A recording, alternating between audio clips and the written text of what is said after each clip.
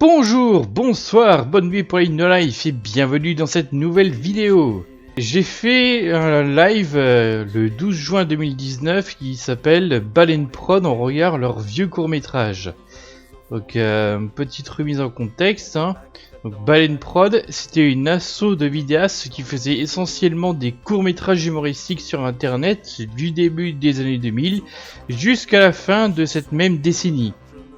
Ces courts-métrages, ils abordaient assez souvent des sujets de société comme le chômage, l'emploi dans Apologie du branleur, les rencontres amoureuses sur internet dans Pussycat, mais il y avait aussi des films plus parodiques, what the fuck, comme La carotte de l'espace, ou même des délires entre potes. Mais récemment, il se trouve que Maxime Rouillère, qui est le créateur de ce groupe de vidéastes, il a vu ce live, il m'a envoyé un email me disant qu'il était ok pour me dire ce que cette équipe était devenue depuis le temps, si je le souhaitais, parce que je m'étais posé la question durant le live en fait. Mais du coup, je lui ai carrément proposé de l'interviewer sur Baleine Prod, à propos de Baleine Prod quoi, et il a gentiment accepté de le faire. Bah merci à lui bien sûr. On va donc en savoir plus sur cette aventure qui a duré quand même 8 ou 9 ans je crois. Alors en vrai on n'a pas échangé en direct pour l'interview, que ce soit face à face ou via un logiciel de conversation, mais je vais réagir à certaines choses qu'il a dit dans l'audio qu'il m'a envoyé. Du coup, je peux faire semblant de lui poser des questions. J'aime bien faire ça, poser des questions. Si tu veux.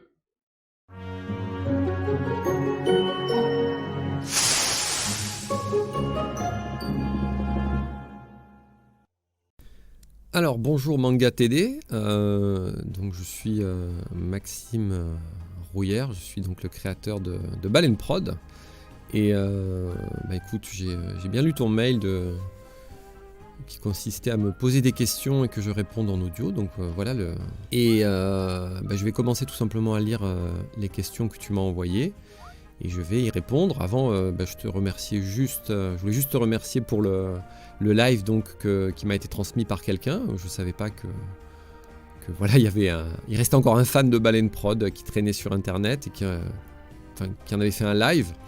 Il y a une autre chose d'ailleurs que je voulais dire par rapport au live en revoyant les films Baleine Prod que moi-même je n'avais pas revu depuis longtemps. Donc le fait que tu les diffuses et le fait qu'ils étaient faits en 2001, 2003 par là, enfin en gros il y a bien 20 ans, ça m'a marqué comment les thématiques n'avaient pas vraiment changé. C'est-à-dire que par exemple, là en ce moment, tu vois avec le Covid, les vaccins, tout ça, l'histoire de médecins qui jouent sur du lobbying ou qui magouillent un peu pour se remplir les caisses, alors à juste titre, vrai ou faux, peu importe, je ne rentre pas dans ces débats-là, mais Bailakov c'est un peu ça, c'est le mec qui reçoit un alcoolique et il fait tout pour lui faire croire qu'en fait il est encore alcoolique pour continuer à gagner du pognon, quoi. Alors voilà ce qu'on va faire, vous allez choisir un chiffre entre 19 et 21. Allez-y. 20. Oui. Répétez. 20. Répétez en toussant. 20. Allez-y, répétez. 20. 20. 20. 20. 20. 20. Donc j'ai fait un lien comme ça avec le Covid, les vaccins et tous ces trucs-là, où à l'époque, il y a un mec, c'est un peu la critique d'un mec qui se sert de la médecine pour s'en mettre plein les fouilles et pas juste pour faire de la médecine. La méthode Moignon, c'est pareil, c'est un mec, un banquier qui veut juste enfumer son client. Donc avec l'histoire des banques, je ne vais pas revenir dessus, depuis 2008, avec la crise des banques et les subprimes, et jusqu'à aujourd'hui, on va dire que les banques n'ont pas très bonne image, mais déjà à l'époque c'était pareil, d'où ce film, La méthode Moignon. Le fabuleux destin de Monsieur Moignon aussi c'est pareil, c'est une critique d'un connard qui en a après les immigrés, qui fait son business et tout ça, mais le côté haine de l'immigré, donc c'était pareil, il y avait une critique de ça derrière.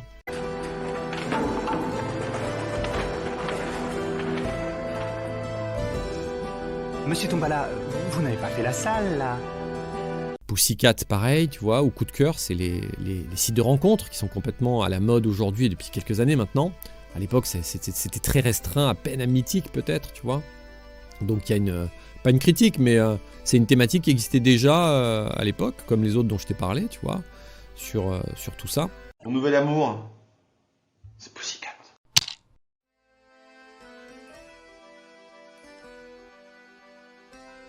C'est aussi ce que je me dis quand je regarde les archives sur Ina Société. J'avais déjà fait au moins 2 lives là-dessus, hein, où on regardait des vieilles vidéos de la chaîne Ina Société, qui sont donc du coup des vieux reportages sur Twitch. Et à chaque fois je me dis, non seulement c'est les mêmes sujets, mais aussi finalement il n'y a pas grand chose qui évolue en 20, 30, 40 ans et même plus. Et puis pour terminer, Bags, où les mecs essaient d'enquêter sur une histoire de sac poubelle. Et les mecs parlent de complot du gouvernement, machin, ils se prennent la tête sur un truc complètement débile, avec un complot alors qu'il y a que dalle. Donc c'était une critique des gens qui vrillent, qui partent au complot, qui imaginent des trucs complètement fous alors qu'il n'y a pas grand chose à comprendre. Et forcément, avec tout ce qui se passe aujourd'hui encore dans l'actualité avec les complots et compagnie. En fait, on dirait un film de zététiciens. Non pas que les enquêteurs soient des zététiciens, au contraire, hein, ce sont des tenants qui ne travaillent pas de manière scientifique, mais je pense que ça plairait beaucoup aux sceptiques dans la mesure où les 2 enquêteurs du film auraient peut-être découvert la solution au mystère s'ils bossaient de manière plus rationnelle. Ça montre aussi que ce sont les hypothèses les moins coûteuses, donc où il y a le moins d'inconnus, qui ont le plus de chances d'être la bonne, ou au moins proche de la vérité.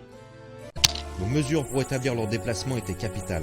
En fonction des lieux que nous visitions, les distances parcourues n'étaient jamais les mêmes. Ces sacs n'avaient probablement pas subi le même champ de force, mais relevés allaient dans le même sens.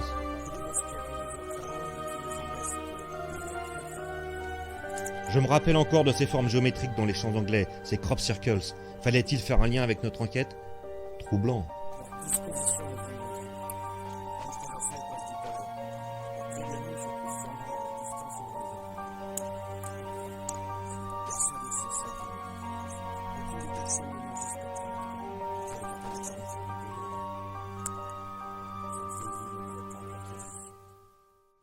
Globalement, j'ai trouvé en regardant les films Baleine Prod grâce à toi et ce live que les thématiques n'avaient pas trop changé. Et puis en écoutant d'ailleurs ça, moi et une autre personne de Baleine Prod, on en a discuté. C'est vrai que tu as assez bien analysé les choses à distance. Donc on s'est demandé si tu étais proche de nous ou pas. On s'est toujours demandé qui tu étais. Parce que ton analyse sur les films, ce qu'on faisait, etc. est assez juste. Et donc voilà, je me suis dit que si tu pouvais avoir quelques petits éclairages sur Baleine Prod, vu que tu t'y intéressais, voilà, je pouvais prendre du temps, comme toi tu en as pris pour faire ce live, pour te donner 2-3 infos si ça pouvait t'intéresser. Et vu les questions que là j'ai là sous les yeux que tu m'as envoyées, apparemment tu as quelques éléments, donc je vais pouvoir te donner des infos complémentaires là-dessus, même si Baleine Prod est terminé. Donc pour info, juste Baleine Production, en fait ça a été créé... ça remonte, hein, ça a dû être créé en 2002 je crois. Je venais de terminer Subdeco et à l'époque j'avais un ordinateur, je commençais à faire des petites vidéos montage. YouTube n'existe pas, hein. À cette époque il n'y a rien, il n'y a pas Instagram, il n'y a pas YouTube, il n'y a rien du tout, quoi. Il y a à peine Napster je crois pour télécharger un peu de musique, mais il n'y a rien pour poser des vidéos nulle part, tout ça n'existe pas. Et je m'entraîne sur un petit logiciel de montage qui s'appelle Pinacle Studio, où on peut découper des petites séquences tournées avec une petite webcam. Et donc le tout premier film Baleine Prod, en réalité, et c'est là que tu vas apprendre le nom de Baleine Prod, je venais de bouffer un Kinder, et dedans il y avait une petite baleine bleue, un petit jouet, que j'ai gardé, qui est dans une boîte, rangée chez moi. Et je l'avais posé sur un CD, parce que ça faisait un espèce d'effet lumineux, assez marrant. Et j'ai filmé une vidéo comme un faux logo de Hollywood, et j'ai posé la petite baleine dessus. Et j'ai bougé ma petite webcam devant cette petite baleine bleue, qui était donc un jouet Kinder. Et la vidéo fait 10 secondes, hein, elle est dégueulasse. J'ai encore le fichier, je crois, dans un coin d'un disque dur. Et donc, après avoir fait cette première vidéo, c'est à force, j'en ai fait plein d'autres pour me faire la main. Et c'est en continuant ça que finalement, 2-3 potes m'ont rejoint pour s'amuser à faire des vidéos. Et que Baleine Prod est né. Et donc, le nom vient de ce petit jouet qui est la toute première vidéo que j'ai faite sur un jouet d'une baleine bleue. Voilà, petit aparté sur le nom Baleine Prod. Donc je vais commencer maintenant tes questions. Sous quelle forme le groupe Baleine Prod existait-elle? Association? Collectif? Comme je te l'ai dit, j'ai commencé à faire des petites vidéos dans mon coin. À l'époque j'étais dans le sud-est, je finissais mes études en commerce. Et je m'ennuyais un peu, j'avais pas envie de faire du commerce, ça me plaisait pas vraiment. Et du coup je suis rentré dans le sud-ouest, à Pau. Et j'ai commencé à faire des petites vidéos un peu pourries, hein, des vidéos toutes simples où, voilà, encore une fois, on est très loin de YouTube et tout ce qu'il fait maintenant qui est très scénarisé. C'était un autre monde, hein, où on avait juste une caméra, c'était déjà miraculeux de shooter des images tournées dans son jardin ou de pouvoir soi-même faire un film. Hein. On est vraiment à la porte d'entrée du début des vidéos sur internet. Si on voulait même shooter un truc et le mettre sur internet, il y avait, je crois qu'il n'y avait pas de... C'était stocké sur des serveurs dans des coins tordus, mais il n'y avait pas YouTube, il n'y avait rien. Et donc je faisais des petites vidéos à Pau, et j'ai dit à mes parents, je vais apprendre les logiciels vidéo, tout ça. J'ai eu mon diplôme d'école supérieure de commerce, ça m'emmerde d'aller travailler dans ça à Paris. Donc j'aimerais avoir 1 an ou 1 an et demi pour faire des petites vidéos, apprendre ça et puis voir où ça me mène. Et mes parents m'ont dit banco. Et c'est à partir de là que des potes m'ont rejoint donc, et que Baleine Prod a été créé. Au début, c'était pas une association, mais ça l'est devenu, je sais pas, au bout de 3 mois, 4 mois, Michael Latour, je parlerai des gens du collectif juste après, mais quelqu'un de l'association m'a dit, bah voilà, il faut créer une association à but non lucratif, et puis ça nous permettra, voilà, peut-être de mettre un peu de sous dessus, et d'acheter un petit peu de matériel, et puis d'appeler des copains à gauche à droite pour faire des petits films rigolos comme ça, sans prétention. Donc c'est une association qui a été créée, le collectif, donc dans l'ordre, donc on a Mathieu Thias, qui est un musicien, qui est un ami à moi avec qui j'étais au lycée, qui faisait de la musique, qui est un vrai musicien pro, qui est très talentueux et qui nous a rejoint, qui nous a proposé de faire les musiques, puisqu'il voyait qu'on prenait des musiques non libres de droit, et donc forcément ça, à l'époque ça posait pas vraiment de problème, tout le monde s'en foutait, mais bon, l'idée c'était d'avoir un truc à nous, quoi. Donc Mathieu Thias, le musicien qui a rejoint le projet pour faire la musique, Michael Latour qui est accessoirement acteur, qui était aussi le trésorier de l'association et celui aussi qui faisait le site web et tous les trucs techniques, parce que j'étais nul sur internet moi.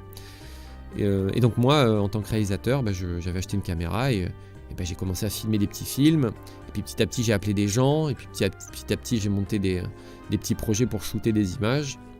Donc voilà, le noyau dur de Baleine Prod, c'est vraiment ça, et Léonard Chevalier, qui est un garçon qui apparaissait peu parce que c'était pas son truc, mais qui bricolait des steadicams, des tas de trucs techniques pour faire de la vidéo.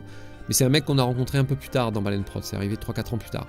Donc voilà, si je devais résumer qui était Baleine Prod, vraiment, sur le long terme, c'est Mathieu Thias, Léonard Chevalier, Michael Latour et moi-même, Maxime Rouillère, voilà, en tant que réalisateur.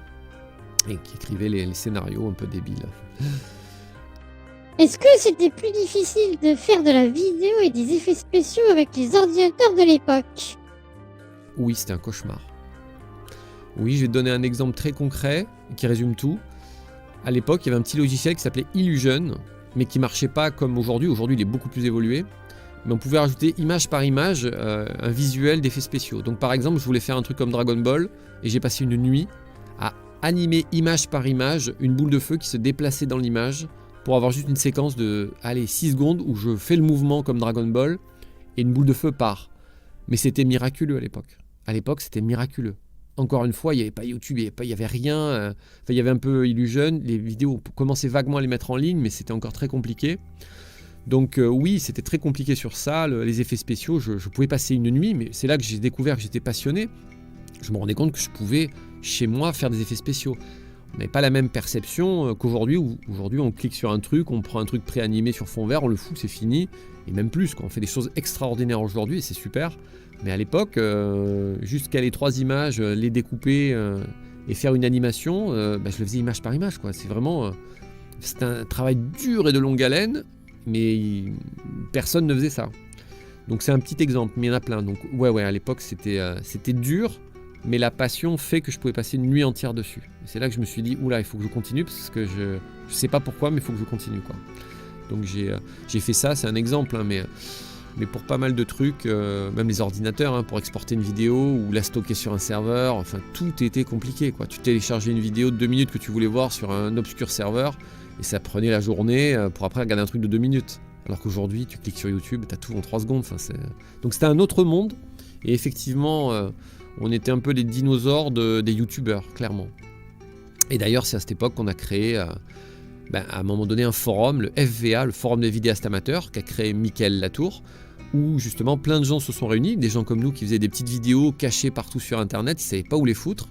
Et à l'époque, le FVA, le Forum des vidéastes amateurs, est devenu un peu le rendez-vous de tous les mecs qui faisaient des vidéos, dont d'ailleurs notamment Monsieur Poulpe ou Davy Mourier avec une case en moins pour les plus connus, et puis plein d'autres gens, quoi, qui se sont greffés à tout ça, et qui ensuite ont donné la porte ouverte à se dire, mais si tous ces gens-là sont là sur le Forum des vidéastes amateurs et qu'on discute entre nous, peut-être que ça serait pas mal de faire un festival du film web. Et c'est comme ça qu'on a créé le festival du film web, d'ailleurs juste après, en se disant on va rencontrer les gens qu'on aime bien, Et ça a démarré comme ça. Comment ça se passait pour trouver des lieux de tournage? Au culot, tout simplement. C'est-à-dire que j'étais tellement motivé que j'avais une idée, j'avais besoin de quelqu'un, que ce soit des acteurs ou des lieux de tournage, ou même des objets, n'importe quoi, de tout ce dont j'avais besoin. C'est moi qui étais un peu la machine à trouver, le commercial de service pour trouver tout ce dont j'avais besoin. Donc que ce soit une voiture, des autorisations dans des bars, dans des restaurants ou dans des tas d'endroits, c'est moi qui allais voir les gens directement au culot, qui expliquais les vidéos, qui montrait 1 ou 2 exemples de trucs que j'avais fait. Comme à l'époque, encore une fois, YouTube, tout ça n'existait pas, les gens ne voyaient jamais quelqu'un débarquer comme ça en disant « Regardez, je tourne des vidéos, je fais des films ici dans ma ville, quoi. En plus à Pau, quoi. Il n'y avait rien, quoi. » Et donc, à la force de la conviction et de l'envie, je pense que les gens voyaient dans mes yeux et mon énergie que j'avais envie de faire des trucs cool. Et je présentais plutôt bien les choses, puisque je pense que la plupart du temps, j'ai eu des feux verts pour tourner dans plein d'endroits, j'ai eu plein de trucs dont, encore une fois, encore aujourd'hui, je ne sais même pas comment je me suis démerdé, mais au culot. Donc, comment ça se passait? Voilà, c'était à la poignée de main, ou parfois je remplissais des papiers pour dire que je m'engageais avec ma carte d'identité à l'appui, que s'il y avait le moins de problèmes, c'est moi qui étais responsable. Donc j'ai quand même pris des risques, parce que si jamais il y avait un problème, c'est moi qui payais les pots cassés.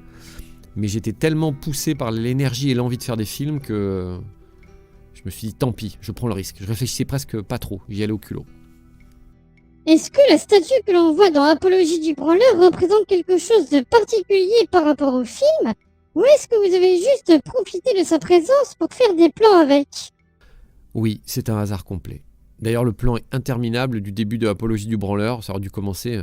Maintenant, je vois les erreurs de mes films, je l'aurais démarré directement quand le mec raconte l'histoire. Mais bon, à l'époque, quand je revois mes films, c'est truffé d'erreurs. Et pourquoi il y a la statue? Parce qu'elle est jolie. Mais que esthétiquement, je trouvais sympa. Dans le film, c'est la statue qui est juste derrière l'acteur, au début. Et je me suis dit, je vais faire un plan de la statue. Et je sais pas pourquoi il est aussi long. C'est un mystère. Voilà. Donc il n'y a pas d'explication rationnelle à tout ça. Sinon, je la trouvais jolie. Comment avez-vous eu l'occasion d'obtenir des partenariats avec des entreprises comme Seat dans Les Malheurs de Tony? Alors, Les Malheurs de Tony et Seat, encore une fois, c'est ce que je disais tout à l'heure avec les autorisations ou les lieux ou les objets, quand je me bagarre pour avoir quelque chose. J'avais écrit cette histoire, Les Malheurs de Tony, avec une histoire de mafieux, et je me suis dit, si on veut qu'ils soient crédibles et qu'ils arrivent dans le fameux garage, le grand parking privé. Le grand parking, en fait, est un parking privé, c'est pas vraiment un parking totalement public. Déjà, j'ai eu l'autorisation parce que j'ai un ami qui gare sa voiture dans ce parking, qui habitait dans l'immeuble. Et donc, il m'a dit, oui, tu peux, voilà les clés. Et on a pu tourner dans ce parking où on savait que c'était des voitures de particuliers qui étaient garées là la nuit. Et donc, si on tournait de minuit à 4h du mat, on aurait la paix, quoi. Donc, on est venu tourner de nuit, je sais plus quand, mais en gros, entre minuit et 3-4h du mat pour avoir une paix royale. Et pour la voiture, donc Seat, quand je mets dans le générique qu'on a un lien avec Seat, voilà, pour revenir au Malheur de Tony, je me suis dit, si Tony, il faut qu'il ait du charisme à l'image quand il arrive et que ce soit crédible, il faut qu'il ait une vieille bagnole à l'ancienne classe, quoi. Et donc je me suis mis en chasse d'une voiture. 3 semaines avant le tournage, j'ai fait la tournée de tous les garages de Pau et je suis allé au culot encore une fois expliquer mon projet. J'ai essuyé beaucoup de noms de tout le monde un peu, Je suis passé chez BMW, Mercedes et compagnie, je passe les détails. Mais j'avais un peu perdu espoir et en arrivant dans ce garage Seat qui faisait notamment des voitures d'occasion, j'explique la situation au gars et je pense qu'encore une fois il me voit tellement convaincu et motivé et il me dit allez, j'ai peut-être quelque chose pour vous, et il me dit suivez-moi, et on va à l'arrière du garage à l'extérieur et là il me montre une Jaguar à l'ancienne, magnifique, et le mec me dit ça vous intéresserait ça? Et je lui dis ouais. Donc je lui dis voilà, je mettrai votre logo à la fin du film et vous en échange vous me la prêtez pendant 2 nuits. Je la conduis pas, juste pour l'emmener au garage là où on va tourner dans le centre de Pau. Donc de votre garage Seat jusqu'au garage du parking, il y a 5 km, donc elle va rouler 5 km pour y aller, 5 km pour revenir. Et puis après elle bouge pas puisqu'on tourne sur place et on casse pas, voilà, je lui montre le scénario. Bref, j'arrive à le convaincre. Et même moi, en fait, je suis un peu étonné d'arriver à le convaincre. Parce qu'à un moment donné, il me regarde dans le garage et il me dit « Ok ». Il me donne les clés, il me tend les clés. Et je veux lui donner ma carte d'identité pour lui dire qui je suis. Et je me rappelle qu'il me dit non, il s'en fout. Il s'en fout de ma carte d'identité. Donc le mec me laisse partir avec la Jaguar. Il me donne les clés. Et je quitte le garage avec les clés. et je m'en vais. Il a mon nom et mon prénom, hein, mais il s'en fout d'avoir le détail, tout ça. C'est vraiment le mec en mode je te fais confiance. Il voulait aider quelqu'un de passionné, c'était juste ça. Et donc encore une fois, ce mec, bon, je sais pas ce qu'il est devenu, mais j'en revenais pas. Et je suis rentré chez mes parents avec une Jaguar. Je venais d'avoir le permis et je me gare devant chez mes parents avec la Jaguar. Mes parents ne comprenaient pas ce qui se passait. Et moi j'étais juste fou de joie, quoi. Donc après j'ai un peu flippé pour amener la voiture. Mes potes ont halluciné que j'ai une Jaguar alors que j'avais aucun moyen, rien. Donc je l'ai pas loué, rien, hein, je l'ai eu gratuite. Et j'ai fait très attention, le tournage s'est très bien passé. J'ai ramené la Jaguar, j'ai montré le film au mec. Et puis voilà, tout s'est bien terminé. Des histoires juste sur la passion et la conviction en tout cas, voilà. Comment on peut se faire des collaborations comme avec France 3 Pau et la troupe du Théâtre du Gaucher? Eh bien, même réponse, je vais te dire. France 3, je suis allé les voir, je leur ai raconté un peu le scénario, et je leur ai dit que j'avais besoin d'eux en tant qu'acteurs. Donc ils sont dans la salle quand je dis le management c'est comme une banane. Si vous avez compris ça, vous avez compris le management. Mais il me fallait un peu de foule, et les bureaux de France 3 étaient là à côté, donc les mecs sont venus faire un office de public, qui applaudit ma phrase stupide. Et puis à côté de ça, la grande salle en question, là ils étaient dans ces locaux-là, donc c'est eux aussi qui ont facilité l'accès à cette salle de réunion. Et c'est des mecs à l'époque qui étaient super sympas et qui ont accepté de partager ce projet, d'y participer. Et pour la troupe du Théâtre du Gaucher, même chose, c'est moi qui ai contacté les troupes du théâtre, parce qu'à un moment donné, effectivement, travailler avec des gens amateurs, des copains, ça marche, mais quand on veut progresser, il nous faut quand même des gens qui jouent un peu mieux la comédie.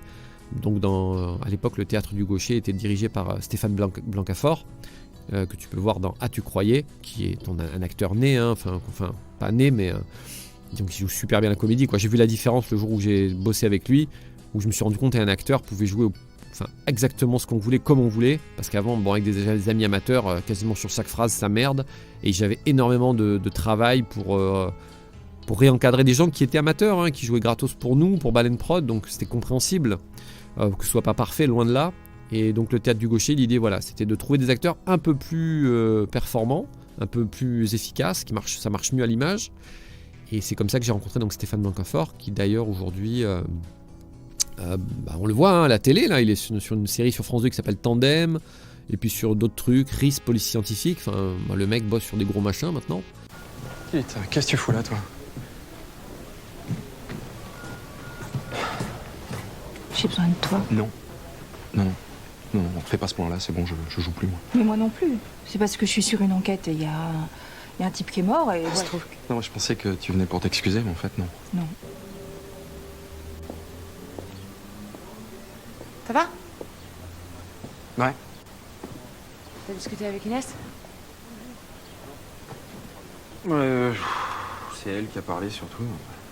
Ça a été assez bref. Ouais, nous aussi on a échangé et c'était bref. Elle est très en colère, en même temps ça se comprend. Hein. Je suis pas très à l'aise dans cette situation, c'est perturbant. Ouais. Et au sujet de l'enquête, on a avancé? Elina Bress a été vue par plusieurs carnavaliers à l'autre bout du village. D'accord, et on a pu identifier le faux blanc de la photo? Oui, David Ledin, maçon de 30 ans. Il est inscrit sur la liste, mais il est pas avec les grenades sur la photo. Un lien avec Aristide Barrel? C'est son patron.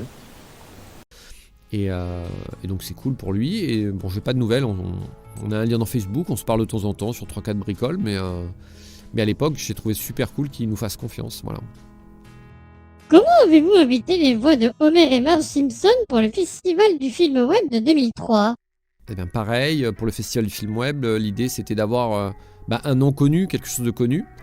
Et puis très vite, je sais pas pourquoi, on s'est tourné vers les voix off célèbres et on adorait les Simpsons. Donc on les a contactés tout simplement par leur site web, à une époque où les choses étaient simples. Parce que je pense que les contacter comme ça, trouver leur mail sur internet et... pour Marc, peut-être non, peut-être ça serait simple, je dis ça, mais peut-être pas. Peut-être que tout est simple aujourd'hui aussi, dans certains cas. En tout cas, c'est Mickaël Latour, je crois, qui les a contactés. On a discuté de qui on aimerait bien, il a fouiné un petit peu à gauche à droite. Et puis on a contacté Homer et Marge Simpson, monsieur et madame Pétieux, qui ont accepté, après discussion, de venir à ce festival, qui était à sa première, hein, donc il prenait entre guillemets un risque, mais encore une fois le festival, si on a attiré du monde aussi à l'époque, c'est que moi j'avais fait des festivals du film en tant que producteur de films, donc avec Apologie du branleur ou d'autres trucs, j'étais notamment allé dans certaines villes, et je me rendais compte qu'on était reçus... on n'était pas du tout reçus, c'est-à-dire qu'on arrivait, on nous disait la salle est là, les diffusions de films sont là, on s'asseyait dans la salle Et puis voilà, les films étaient diffusés, puis à la fin, quelqu'un prenait le micro pour dire les 3 prix sont attribués à, et puis tu rentrais chez toi. Et en rentrant dans le train, je me suis dit, mais c'est pas très chaleureux, c'est pas très humain, et puis il y a peut-être mieux à faire. Et c'est comme ça qu'on a créé le festival, en disant, on fait venir les gens, on veut que la municipalité en question où on est paye au moins l'hôtel pour les gens, la bouffe, et qu'au passage aussi, on leur fasse découvrir les spécialités, le jurançon, le bon vin, le bon pâté de canard. Donc il y avait un côté un peu franchouillard, et en même temps, on découvrait des films un peu originaux. Et tout cet esprit-là, je pense, fait que Homer et Marge Simpson se sont dit, ouais, c'est cool de venir, je suppose. Mais après, sur place, quand ils sont venus, ils étaient très très contents de ce qui s'était passé. Et puis nous, on était ravis de les avoir parmi nous, hein. Forcément, c'était super. Ouais. Que devait-il se passer dans Punta Cana 2 sur 2 ? Pourquoi la suite n'est jamais sortie ? Alors bon, Punta Cana, pour résumer, c'est un petit film où on me voit à Punta Cana, où je me balade, je suis en vacances et tout, et en gros, j'ai caché quelqu'un dans ma valise pour le faire venir gratuitement, un pote à moi, qui est Michael Latour d'ailleurs, un membre de Baleine Prod. Alors déjà, comment s'est retrouvé à Punta Cana ? L'histoire est assez incroyable. En fait, j'ai fait un petit film pour un concours à l'époque pour la prévention routière, un petit film rigolo avec Stéphane Blancafort d'ailleurs, je sais pas si tu l'as vu, mais moi je sais même plus si je l'ai sur mes disques durs. Et on a envoyé ce film à la sécurité routière, le concours à Paris, et on a gagné le 2e prix. C'est-à-dire j'ai gagné un voyage à Punta Cana en faisant une autre vidéo. Et le truc, c'est que Stéphane Blancafort à l'époque, il était avec sa chérie, donc il me dit je vais pas aller là-bas, même si je suis l'acteur principal, je m'en fous. Et puis il me dit c'est Mickaël quand même qui s'est cassé la tête avec toi pour faire ce petit film sur la prévention routière, donc votre voyage là à Punta Cana, vous avez qu'à partir en amoureux tous les deux. Et du coup on est partis à Punta Cana tous les deux en République Dominicaine, et je me suis dit je vais quand même amener ma caméra pour filmer un peu le voyage. Donc au début le but était de filmer le voyage à Punta Cana en mode touriste. Et puis chasser le naturel, ça revient au galop. À un moment donné, j'avais des images de notre trajet jusque là-bas, sur place aussi, et j'ai eu le déclic sur place en me disant tiens, si on mettait en scène un petit film sur Punta Cana, on a la chance d'être là, allons-y. Du coup, j'ai fait ce petit film, et en rentrant, j'ai monté cette petite histoire rigolote assez courte, où on a bien rigolé. Et alors pourquoi il y a une suite ? Il n'y avait pas vraiment de suite prévue. Je sais plus, peut-être j'ai annoncé à l'époque qu'il y aurait une suite, je me rappelle plus très bien, mais il n'était pas question de faire un autre film sur Punta Cana, voilà, c'était juste une aparté. Et alors là, je viens en fait de percuter un truc sur Punta Cana, quand je vois que tu me demandais pourquoi il n'y a pas eu de suite. Je viens de percuter en l'expliquant. En fait, tu me demandes pourquoi il n'y a pas eu de suite, parce que tu as lu Punta Cana 1 sur 2, donc tu t'es dit qu'il y avait une suite pour l'épisode 2 sur 2. Et en réalité, Punta Cana 1,5 s'appelle Punta Cana 1,5, c'est-à-dire moitié. Parce que dans l'histoire, j'emmène Mickaël dans la valise et donc on paye moitié prix. Alors, il y a deux personnes qui partent à Punta Cana, mais il y en a une qui paye et l'autre non. Donc c'est comme un billet moitié prix qu'on aurait payé. C'est très très tiré par les cheveux. Et ça s'appelait Punta Cana 1,5 pour cette raison-là, qui est très, très, très, très compliqué, très tordu à comprendre.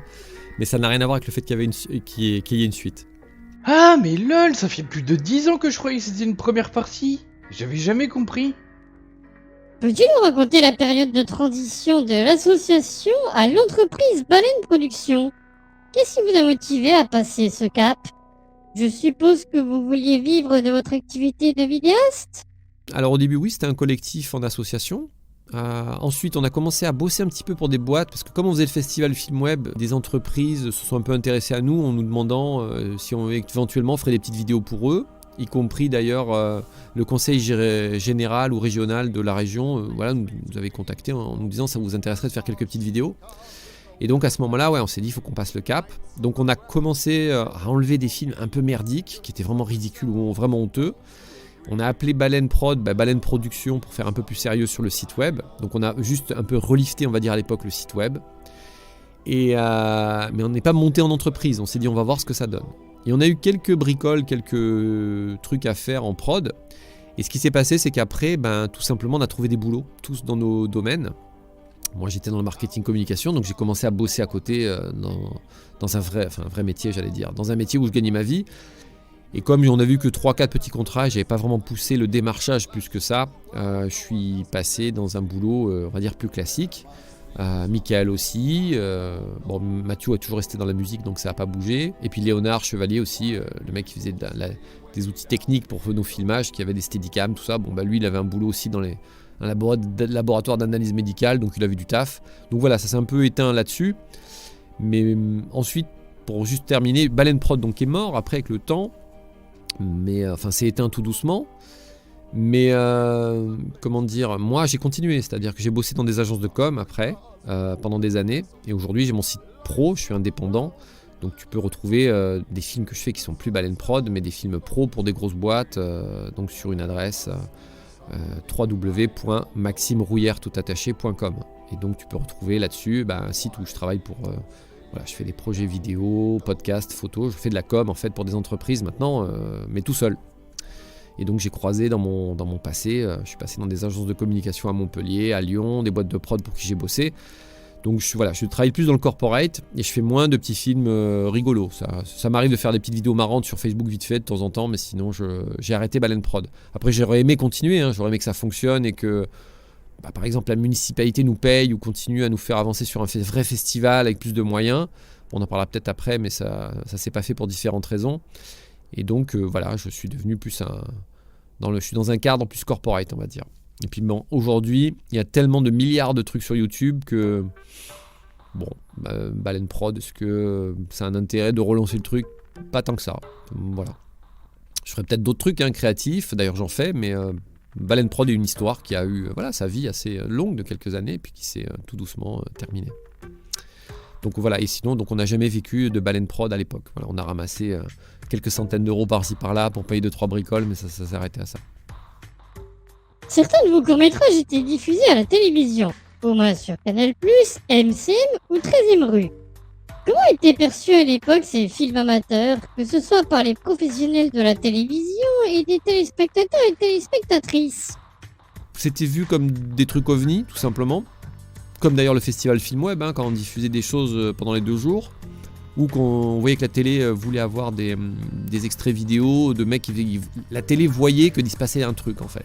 Ils voyaient que des mecs diffusaient des vidéos à gauche à droite sur internet, et donc ils faisaient des appels à courts-métrages ou à petites vidéos rigolotes, c'était même pas des courts-métrages, tu peux envoyer une connerie comme Poulpe, ça passait.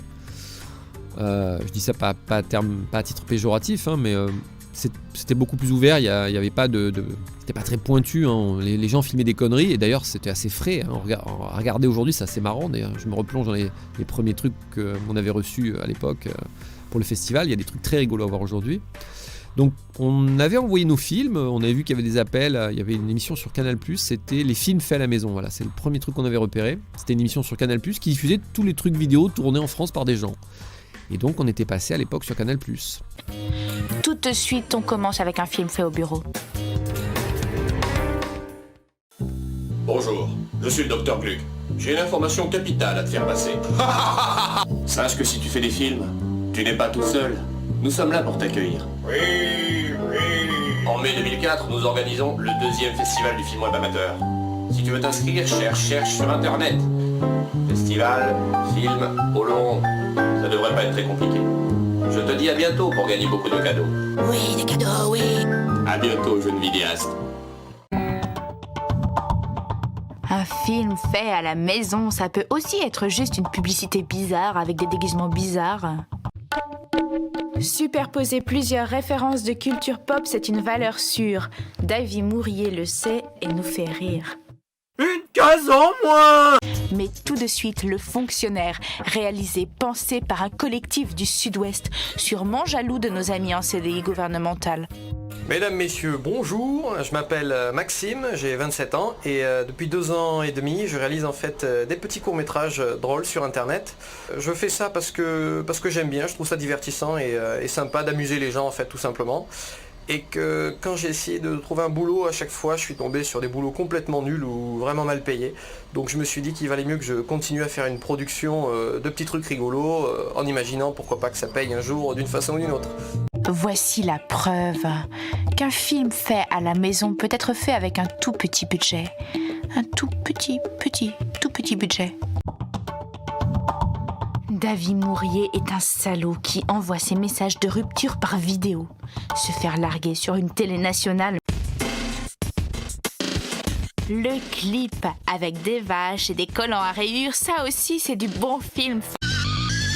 Kitschy devrait recevoir le prix du meilleur costume de tous les films faits à la maison de l'année.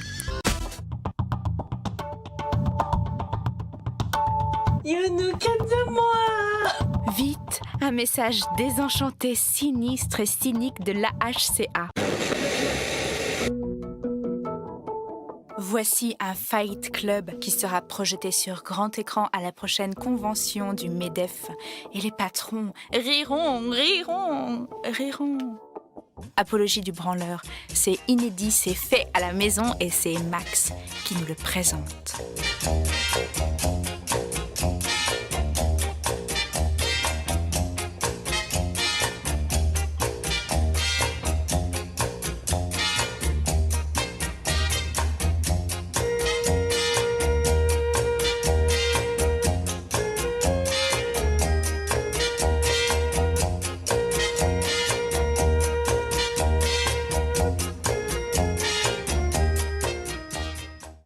MCM, on avait eu un concours qu'on avait remporté où j'avais écrit un scénario. On était parti tourner à Londres pendant une nuit un court-métrage à l'arrache dans Londres. Donc on était parti avec Michael et Patrick Ferrit, un autre ami à nous qui participait souvent à Baleine Prod en tant qu'acteur et il nous avait accompagnés. Et 13e rue, pareil, c'était un concours, je crois, enfin un truc où c'était un appel à court-métrage et on avait envoyé ça. Donc c'était bien parce que nous on était diffusés sur ces trucs-là. Eux voyaient ça comme un ovni, mais c'était une émission un peu originale pour montrer un peu les choses qui étaient faites en France, donc c'était sympa. Et nous, ça me permettait d'asseoir un petit peu plus pas de sérieux, mais de dire que voilà, depuis chez nous, on arrivait à tourner, monter des petits trucs et à les diffuser sur des vraies chaînes. Donc c'était, ça permet de rassurer un peu, tu vois, même des clients corporate ou des gens qui voulaient après bosser, faire des trucs avec nous. Ils voyaient qu'on avait quand même fait des petits trucs qui étaient diffusés sur des chaînes télé, donc ça a appuyé un petit peu Baleine Prod dans l'esprit, donc c'était bien. Mais après on n'a pas forcément continué à l'envoyer dans des chaînes, des trucs, parce qu'on s'est concentré sur le festival et puis les films qu'on faisait à côté, quoi. Voilà, ou des concours vidéo d'ailleurs. Mais on n'a plus trop été diffusé après parce qu'on n'a pas bataillé plus là-dessus. N'aviez-vous jamais pensé à remettre vos films Baleine Prod sur YouTube ou autre plateforme? Ça m'a traversé l'esprit, parce que j'ai quand même tout en qualité là sur un disque dur, enfin j'ai la plupart des trucs, mais je ne l'ai pas fait pour deux raisons. La première, c'est que il y a tellement de choses sur YouTube. Et nous, c'est en qualité SD, c'est en qualité dégueulasse. Donc déjà, l'attrait d'aller voir un truc dans des qualités dégueulasses, ça va intéresser une minorité de gens, ce que je comprends. Et puis deux, les gens qui ont participé à Baleine Prod, c'était il y a des années, il n'y avait pas d'autorisation de tournage, rien, tout était fait à la bonne franquette en se tapant dans la main. Et je serais dans l'incapacité de retrouver les gens. Et il faudrait que je les contacte pour leur dire, est-ce que vous voulez que je mette ça sur Internet? Et à mon avis, certains me diraient, bah non... On a évolué, des années sont passées, peut-être certains sont mariés. Je vais te prendre un exemple concret. Il y a des films dont j'ai honte aujourd'hui, que j'ai fait mais avec une naïveté incroyable, comme Coup de cœur, qui est un peu salé, piquant, où je me moque d'un type horrible. Allez, aujourd'hui, on pourrait le comparer à Epstein ou des gros porcs. Enfin, en gros, qui vient dans une agence matrimoniale pour chercher en gros une salope, pour parler crûment. Donc aujourd'hui, j'avais un goût pour la provocation. Et il y a certains films, bon, c'était moins piquant et ça reste sympathique à regarder et cool, mais bon, voilà, Coup de cœur, c'est typiquement un exemple où il est dans un coin de mon disque dur, mais j'ai plus envie de diffuser ça du tout. Et le mec aujourd'hui qui a participé avec de bon cœur en se marrant avec un humour noir, aujourd'hui, le mec est marié, il a des enfants et tout, je sais pas trop où il est, donc je vais pas lui faire taper l'affiche avec un truc pareil, même s'il y avait 3 vues, tu vois. Donc ça non, j'ai pas envie. Et puis même les films, donc je pourrais même aller à côté de ça quand même ouvrir une chaîne Baleine Prod avec les petits films de l'époque. Mais pareil, je reviens sur l'idée de la qualité, tout ça. Puis je pense que ça intéresserait pas grand monde, c'est pour ça que je ne l'ai pas fait. Avec d'autres vidéastes, vous êtes un peu les ancêtres des youtubeurs et youtubeuses. As-tu un commentaire, un avis à faire sur ce phénomène? Que ce soit au niveau de l'évolution technique, de la professionnalisation, dans le sens en faire un métier, et par extension de la monétisation. Oui, on est les grabataires, les pattes des youtubeurs.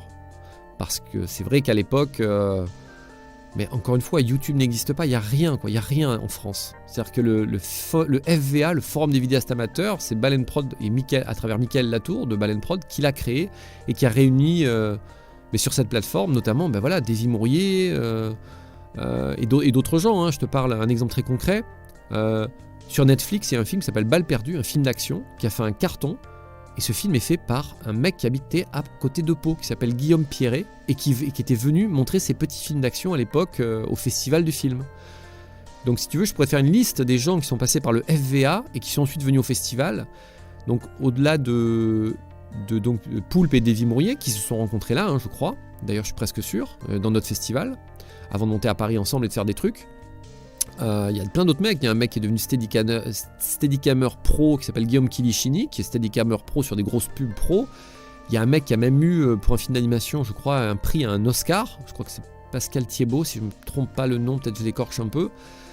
Et j'en passe, quoi. Et d'autres mecs qui ont fait plein de trucs. Donc, ce qui est bien, c'est qu'à l'époque, on était vus comme des extraterrestres, pas mal. Et aujourd'hui, c'est juste rentré dans la normalité, et même plus gros que ça, quoi. Parce qu'à l'époque du festival, nous, on disait, on faisait des vidéos, on était vus comme des extraterrestres, même pendant le festival du film. Les gens trouvaient ça frais et rigolo, mais comprenaient pas trop où ça allait.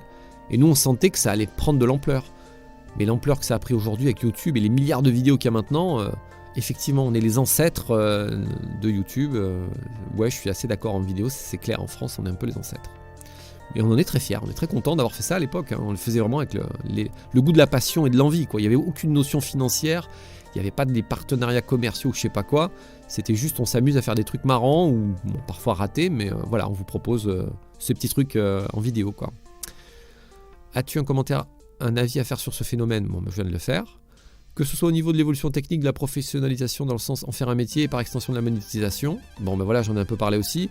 Donc moi, je gagne ma vie en faisant des vidéos pour des entreprises, tu vois. Là, je travaille par exemple pour la ville de Toulouse où je vais filmer dans des petites communes des mecs qui se battent contre le réchauffement climatique, qui montrent des actions qu'ils ont mis en place. Donc tu vois, aujourd'hui, c'est un peu différent. Je filme, mais des gens qui font des trucs qui m'intéressent, on va dire de manière un peu plus mature. Je suis plus dans le comique, mais plus dans le fait de filmer des gens ou des choses qui m'intéressent si possible, ou parfois aussi des interviews plus classiques. Et puis en professionnalisation, comme je le disais tout à l'heure, bah voilà, certains sont devenus des comiques connus comme Poulpe ou Davy, Mourier, d'autres en ont fait un métier pro dans le clip, d'autres comme moi sont devenus réalisateurs dans un coin, et puis d'autres ont changé de métier ou ont fait carrément autre chose. Chacun a suivi un petit peu, sa route. Qu'êtes-vous devenu depuis tout ce temps, toi et les autres membres de l'équipe? Pourquoi Baleine Production s'est-elle arrêtée? Alors, Baleine Prod s'est arrêté parce qu'on avait fait le tour de la question sur les petites vidéos rigolotes et cyniques. On n'avait pas vraiment tapé dans l'œil d'une boîte de prod ou de qui que ce soit. Et donc, voilà, ça s'est arrêté presque naturellement, j'allais dire. Et puis, le festival, pareil, on avait aussi des divergences de points de vue, puisque une personne à la médiathèque de Billère, à l'époque, aussi nous avait beaucoup aidé pour avoir une salle et continuer le festival à Billère, qui est une commune à côté de Pau. Pour info, le festival pour info a commencé à Billère, puis après il est parti à Oloron parce que Billère ne voulait pas continuer ou ne donnait pas de sous ou de trucs suffisants pour monter d'un step, d'une étape. Et Oloron, une ville à 50 bornes de Pau, oui, nous donnait plus d'argent et une plus belle salle, mais par contre on était tellement loin de Pau et moi ça me convenait pas. Même si la salle était géniale et les gens étaient formidables à Oloron. Mais en gros, tu vois, Baleine Prod ou le festival s'est arrêté parce qu'à un moment donné, tu as des divergences de point de vue, ou alors tu as trouvé des boulots ailleurs, plus classiques, et puis il faut bien vivre. Donc ça s'est arrêté presque naturellement pour diverses raisons. Mais voilà. Et puis, quels sont devenus les membres de l'équipe? Alors, Mickaël Latour travaille à Pau, pour la ville de Pau, dans le secteur public. Alors je ne voudrais pas faire de bêtises en disant quel est son poste exact, mais bon voilà, il est dans la fonction publique à Pau. Il est très heureux, il fait son boulot, il aide des gens dans des ateliers numériques ou sur Internet, il conseille des gens maintenant, et puis c'est toujours un internaute averti qui utilise les logiciels libres et qui les défend avec bec et ongles, et voilà, il a bien raison. Mathieu Thias est aussi à Pau, est toujours à Pau. Enfin, il est parti un temps de Pau, il est revenu. Depuis pas longtemps, et il est toujours musicien. Je suis toujours en contact avec Mickaël et Mathieu, de temps en temps on s'envoie des petits messages, donc on continue à échanger. Léonard Chevalier, le garçon qui faisait donc des steadicam et des trucs, des systèmes techniques en vidéo, est toujours aussi, alors lui il habite à 30 km de Pau, mais toujours pareil, lui il travaille dans un labo d'analyse médicale. Il lui arrive de donner des petits coups de main en vidéo pour d'autres potes qui font aussi des vidéos par là-bas. Mais sinon après, il a 2 enfants, il s'occupe de ses enfants, il a un boulot, et puis il est revenu dans un cadre plus classique. Et puis il y a Stéphane, alors j'ai oublié son prénom, mais Stéphane qui tenait la médiathèque de Billère, qui nous avait bien aidé pour lancer le festival à l'époque. Et lui, toujours, il est monté en grade dans la fonction publique, il gère des médiathèques, alors je ne sais plus dans laquelle, où il est exactement aujourd'hui. On a des amis en commun, mais je sais qu'il est toujours à Pau, mais qu'est-ce qu'il fait exactement, je ne sais pas trop. Et moi je vis à Montpellier, donc pour arriver à moi, je suis parti de Pau à une époque parce qu'on m'a proposé un poste de réalisateur pro dans une grosse agence à Montpellier, où j'ai bossé pour la ville de Montpellier pendant 5 ans et puis plein d'autres trucs. Et après je suis parti à Lyon, où j'ai bossé dans d'autres boîtes de prod audiovisuelle et d'autres agences de com pendant 4-5 ans. Donc voilà, j'ai eu un autre trajet où moi j'ai quitté Pau et j'ai continué à me perfectionner, à travailler pour des clients corporate, ce que je fais encore au jour d'aujourd'hui. Voilà. Donc là j'ai l'idée même d'ailleurs de me rapatrier à Pau, donc peut-être qu'on refera des choses ensemble, qui sait, mais pour l'instant, voilà un petit peu où en sont les membres de l'équipe. J'espère que j'ai oublié personne. Après, si j'ai oublié tous les gens à Pau qui nous ont filé un coup de main à une époque, en tant qu'acteurs complètement amateurs, qui nous ont filé des coups de main, qui étaient présents. Plein de gens nous ont aidés, mais complètement bénévolement. Et moi, j'étais le premier à passer des heures entières devant mon ordinateur, des heures à demander des autorisations de tournage, à écrire des scénarios. Et juste pour finir, le point d'orgue de tout ça, après Baleine Prod, il s'est passé 1 an ou 2. Alors, on a fait appel à des acteurs comme Stéphane Blancafort, des gens comme ça qui avaient plus de talent et pour avoir des vrais acteurs. Après, bon, j'ai fait quelques films, puis j'ai trouvé du boulot, ça s'est encore arrêté. Et après, j'ai décidé de faire un gros projet qui s'appelle Maigri mon chéri. Alors, je sais pas si tu l'as vu, on a fait un site web complet et tout. On avait fait participer Maïté de la cuisine des mousquetaires. Et puis, on avait fait 4 épisodes pilotes. Et le but pour moi, c'était de l'envoyer une boîte de prod avec un scénario qui ressemblait un petit peu à l'époque à Un gars, une fille, et aux émissions culinaires qui, à l'époque, démarraient à peine. Et l'histoire, c'était l'histoire d'un mec qui est trop grassouillé et sa meuf qui veut lui faire perdre du poids et tous ses copains qui veulent leur faire perdre du poids. Donc, je sais pas si tu as vu les épisodes, mais il y en a 4, ils sont sur Dailymotion, je crois, sinon je te les enverrai. Et à l'époque, j'ai contacté des boîtes à Paris et je voulais tomber sur les mecs qui faisaient à l'époque Scène de ménage, Kaamelott, tous ces trucs-là. Et coup de chance, un mec d'une boîte me contacte. Alors là, j'ai plus le nom qui me revient, j'ai un blanc, mais un mec très connu. Si, c'est Cabot Productions, c'est Alain Capoff, voilà, qui travaillait dans le milieu, qui avait Scène de ménage, qui produisait des trucs comme ça. Il m'a reçu à Boulogne-Billancourt. Il était étonné de se dire, putain, cette série Maigri mon chéri, il m'a félicité pour le travail et tout ça. Et il m'a dit formidable, incroyable, mais qui a fait ça et tout. Je lui ai dit, bah, c'est moi tout seul avec des copains et tout, je voulais travailler dans le milieu et tout.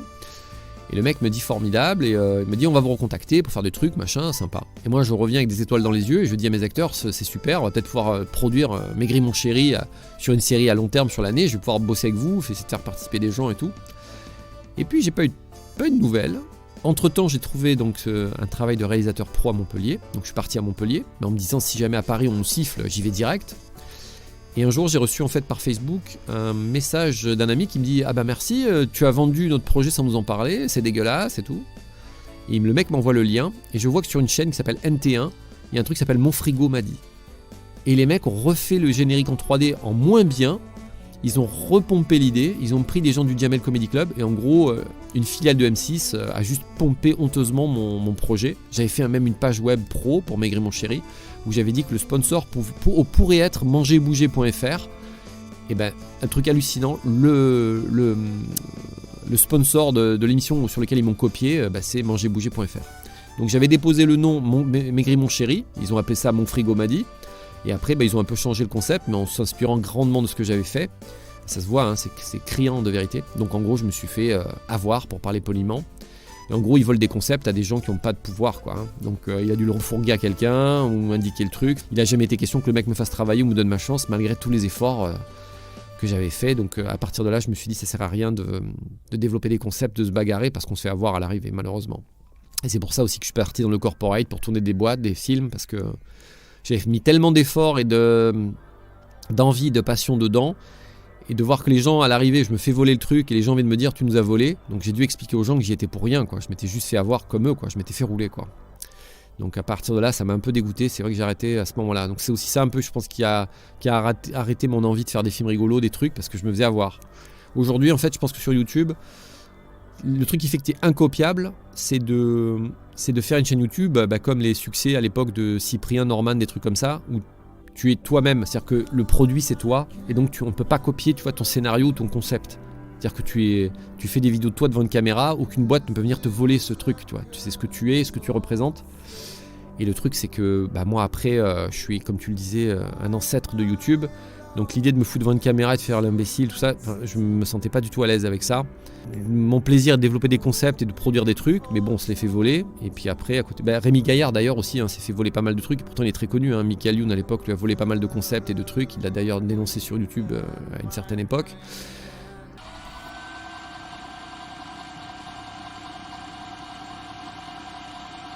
Peux-tu nous parler de tes activités présentes, que l'on peut d'ailleurs voir sur ton site personnel ? Comme je le disais, donc je suis le seul. Mathieu Thias continue à faire de la musique, donc j'imagine qu'il doit avoir un site mathieuThias.com, T-Y-A-S, ou tys.com, mais on n'entend pas Mathieu Thias à Pau, à mon avis on doit le retrouver facilement. Mathieu Thias continue à faire de la musique souvent expérimentale, il n'a jamais lâché, il a toujours resté un musicien hors pair, touche à tout de génie, qui fait des milliers de choses incroyables. Donc on peut retrouver sur sa chaîne YouTube ou sur ce qu'il fait à Pau, voilà, tout ce qu'il produit en musique et qu'il n'a jamais arrêté de faire. Mickaël, il n'a pas vraiment de chaîne YouTube ni quoi que ce soit. Léonard Chevalier non plus, il faisait des trucs techniques pour Baleine Prod, il filait des coups de main, mais il n'a pas de chaîne, rien du tout. Et de Baleine Prod, je suis le seul, forcément, qui était un peu le moteur de Baleine Prod au départ, qui a un site. Donc mon site, c'est le site qui réunit un peu tout ce que je fais en vidéo, podcast, photo pour des entreprises. Et donc l'adresse, c'est www.maximerouyer.com. Donc maximerouyer.com, tout attaché. Et là-dessus, on peut retrouver ce que je fais aujourd'hui, et ce que je continuerai de faire, j'espère, par la suite. Écoute, si ça a pu t'éclairer sur Baleine Prod, vu encore une fois le live, et te remercier encore déjà d'avoir fait un live là-dessus, parce que ça nous paraissait totalement irréel que quelqu'un s'y intéresse, parce que c'est un peu perdu dans l'oubli. D'ailleurs ton live, je l'ai envoyé à Davy Mourier, il m'a dit hier ou avant-hier que ça ne le rajeunissait pas, mais ça l'amusait de se revoir à l'image. Je pense qu'il a dû l'envoyer à Poulpe, enfin peut-être, ou à d'autres gens, mais surtout, voilà, ça... Quand j'ai vu ça, c'est vrai que en gros tu nous as ressorti des trucs qu'on avait complètement oubliés. Il y a des interviews, des trucs, ça m'était complètement sorti de la tête. Même Davy Mourier m'a dit quand il a vu les vidéos, mais pourquoi on se met des post-it sur la tête? C'était quoi le concept? Je lui ai dit j'en sais rien, j'ai complètement oublié. Donc voilà, merci pour ce live en tout cas que tu as fait sur nous. Mais en tout cas voilà pour l'histoire dans les grandes lignes de Baleine Production. Eh bien merci à toi d'avoir pris le temps de répondre à toutes ces questions. Donc, je mettrai le lien du site de Maxime Rouyer dans la description, ainsi que celui de Mathieu Thias, donc le compositeur. Donc sachez que toutes les musiques que vous avez entendues dans cette vidéo, ce sont des musiques de Mathieu Thias. Écoute, je vais te dire bonne journée, peut-être à bientôt, et puis longue vie à la vidéo sur YouTube en tout cas, et partout ailleurs, et que les gens continuent à être créatifs, à faire plein de trucs. C'est cool. Ciao. Cordialement.